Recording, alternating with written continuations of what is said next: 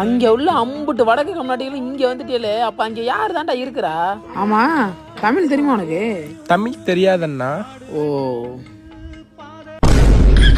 அப்ப இது மட்டும் எப்படி பேசுற?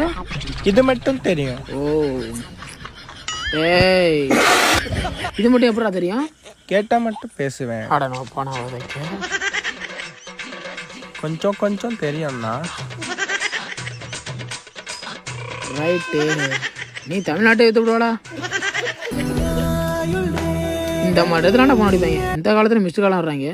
தும்முரு தானே, மிஸ்டு காலை விட்டு மெசேஜ் வேறு பண்ணியிருக்காங்க. இங்கிலீஷா?